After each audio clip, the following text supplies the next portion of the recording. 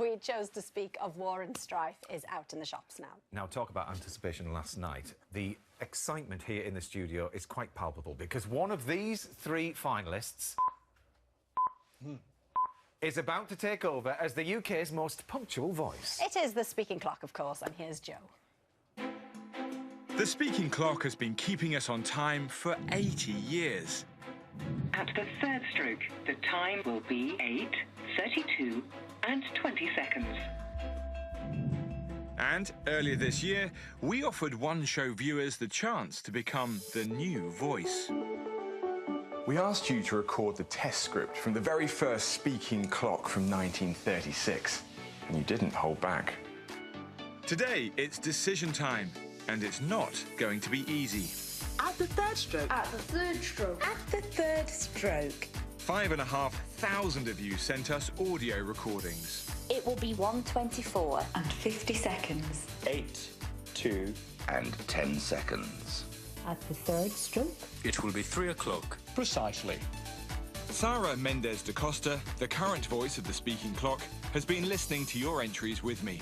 We're looking for that golden voice with good enunciation, perfect pitch and tone, and of course a voice that would sound crystal clear when heard through a telephone line. And after weeks of shortlisting, we've whittled down our entries to the final 3. 20-year-old student Kriya Barton from Bangor in County Down, 69-year-old retired civil servant and former local radio DJ Alan Steadman from Dundee, and 37-year-old business manager Verity Giles from Bridgend. They've come to the BT Tower in London to record their final auditions. You are the final 3. Did you imagine when you entered you'd make it this far? Never. Like, I just sent it off and kind of forgot about it. And my mum entered as well, and she's still waiting on the phone call. So, Alan, and how does it feel to be here? Oh, very good, yeah, very exciting, yeah. My mother's 94 and she's pretty excited about it. Verity. Yes. Why did you enter?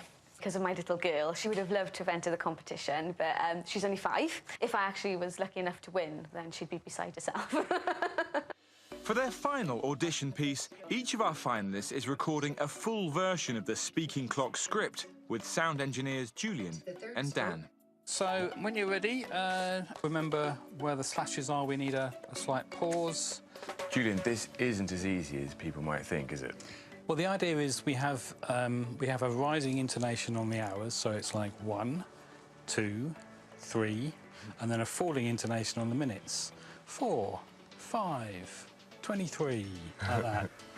You're asking for a bit, aren't you? Getting the nuances of the speaking clock script right is harder than it looks. Precisely. Oh, that sounded English. But eventually, for the finalists, it's job done.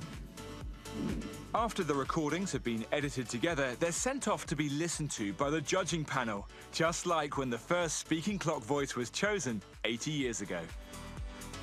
Joining me and Sara on the panel are Gareth Hydes from Children in Need, Rima Lawford from The One Show, and David Hay from BT. Let's do it in alphabetical order then. Let's have a chat about Alan first. At the third stroke, the time will be 6:45, precisely. That voice is just rich and deep and trustworthy. I could listen to him for hours. I'd have a big phone bill if I did. I can imagine his voice really putting you at ease if you're in a rush. Kriya. At the third stroke, the time will be 12:51 precisely. She's got a great quirky voice. There was a little bit of humour in her voice. I could sense a little bit of fun in her voice. Right, let's talk about Verity then. At the third stroke, the time will be 3:48 and 30 seconds. Very warm and very friendly, and again, a very smiley voice. Very expressive. She was obviously born to do voice work. Does anyone want to listen to any again before I we might score? have a quick listen, just Okay, between you're going to dip back in, yeah. Right. So this is good, okay. After plenty of deliberation, it's finally time to commit our scores to paper. Well, I think then we've made our decision. We have a winner. Are we all agreed? We are indeed. Oh, Wow. I can't stand it anymore. Well, Kriya, Alan and Verity are here. Ironically, we don't have much time. So in one word, just tell us how you're feeling, Kriya. Let's start with you. Fantastic. Fantastic, good. Thrilled. Oh. excited. Lovely. Brilliant. So one of you three are, is the winner, but Children in Need are also winning from this, aren't they, Joe? Absolutely. Now, BT, who obviously run the Speaking Clock, have kindly agreed to donate 10 pence to every Speaking Clock phone call during the competition, and that was up to a maximum of £50,000. But I'm pleased to announce we have hit that target. That is £50,000 for Children in Need. Tremendous. £50,000? Tremendous. Yeah. That's wonderful. fantastic. Francie's very pleased. Yeah. Oh, very. I can't wait to pass on the news. But no, seriously, any second now, it's going to change to one of you three. All right. Best of luck. Best of luck. Here we go. So let's listen in. We're going to hear the old voice, Sarah Mendes da Costa, and I'll switch over to the brand new voice live as it happens. Yeah, just a word of warning, there is a tiny delay by the time this show reaches your television, OK? It's only a few seconds, but don't go setting your own clocks by this one. Here we go.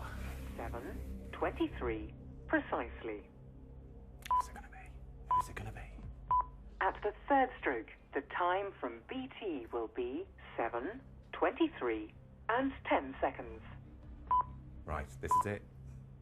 At the third stroke, the time There you go!